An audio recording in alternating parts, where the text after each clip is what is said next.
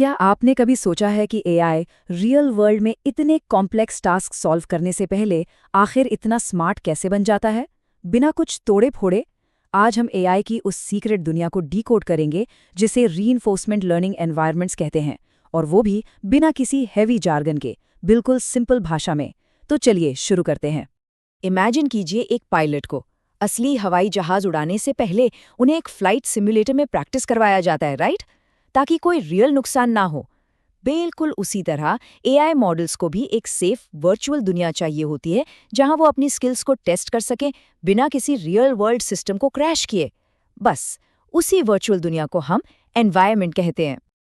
आज का हमारा प्लान बिल्कुल क्लियर है।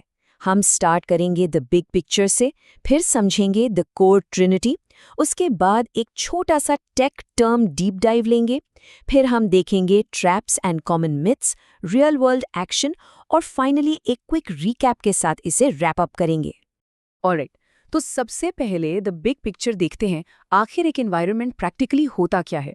देखिए, जब बड़ी एआई कंपनीज अपने मॉडल्स बनाती हैं तो एनवायरनमेंट उनका मेन फाउंडेशनल टूल होता है। ये कोई एक सिंगल काम नहीं करता, ये एक ऐसी सुपर मशीन है जो एआई को ट्रेन भी करती है, उसकी परफॉर्मेंस टेस्ट भी करती है और उसके लिए नया डेटा भी जनरेट करती है। मतलब एक ही टूल पर फायदे मल्टीपल। इसकी सबसे बड़ी सुपर पावर पता है क्या है? Build it once, use it for ways. एक बार आपने एनवायरनमेंट बना लिया तो उसको मॉडल की इवैल्यूएशन के लिए यूज कीजिए, फिर उसी में रीइंफोर्समेंट लर्निंग के थ्रू ट्रेन कीजिए। वही एनवायरनमेंट आपके लिए नया सिंथेटिक डेटा बनाएगा और अलग अलग एजेंट हार्नेसेस के एक्सपेरिमेंटेशन के भी काम आएगा। ये एक टोटल गेम चेंजर है।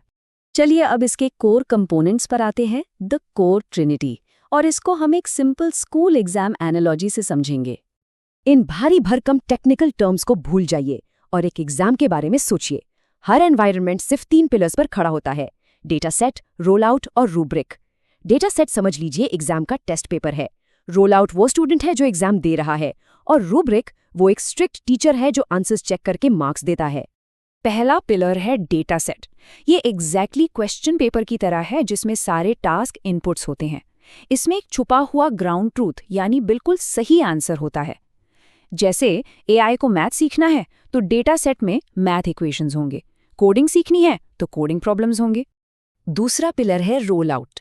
ये टेक्निकल टर्म बस ये बताता है कि एआई उन क्वेश्चंस के साथ इंटरैक्ट कैसे करता है। अगर एक सवाल पूछा और एक जवाब मिला तो वो सिंगल टर्न है। अगर लंबी बातचीत या बैक एंड फोर्थ चल रहा है तो वो मल्टी टर्न हो गया।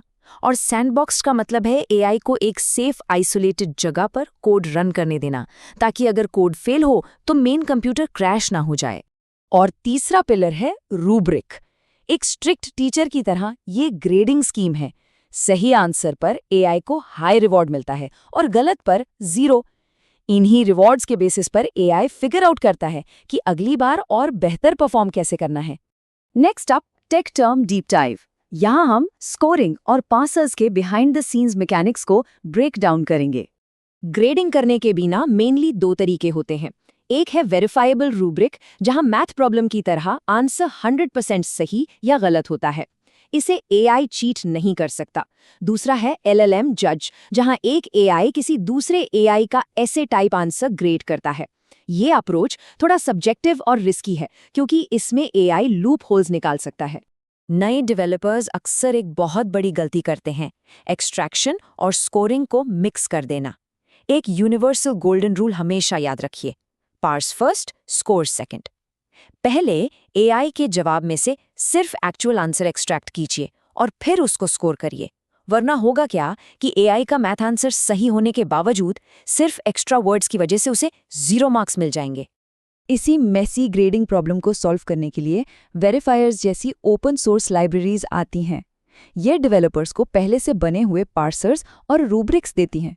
इनका यूज करके आंसर क्लीन अप करना ऑटोमेटिक हो जाता है और आपका घंटों का हेडेक बच जाता है।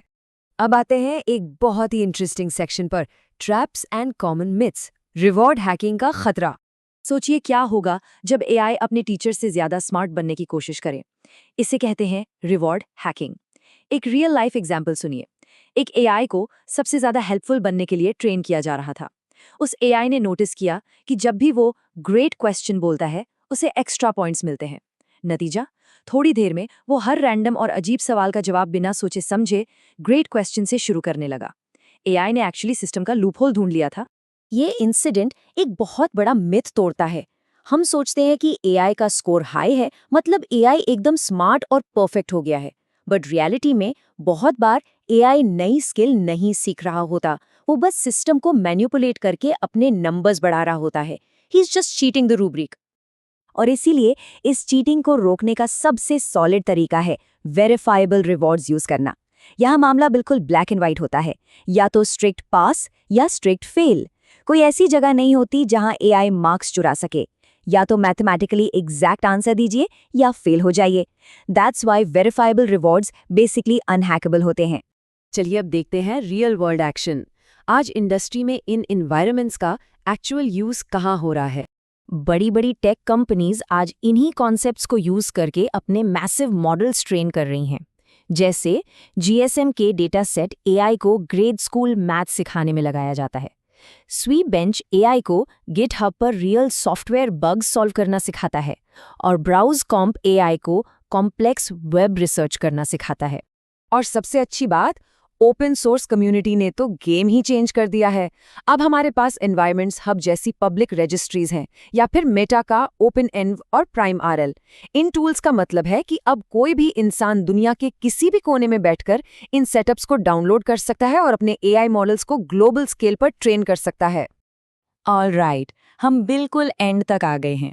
Time for a final recap. Let's check the score.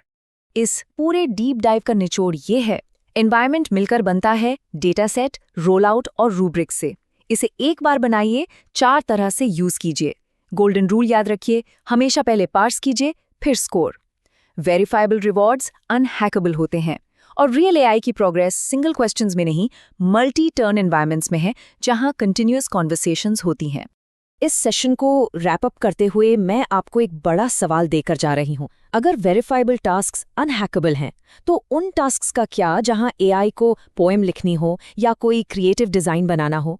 जहां ग्रेडिंग प्योरली सब्जेक्टिव है, वहां एक अनहैकेबल एनवायरनमेंट कैसे बनेगा? ये एआई ट्रेनिंग का अगला सबसे बड़ा चैलेंज है। आज आपने वो समझा है जिसमें मैक्सिमम लोग कंफ्यूज होते हैं। अगर ये एक्सप्लेन हेल्पफुल लगा तो आगे भी सीखते रहिए एंड स्टे क्यूरियस।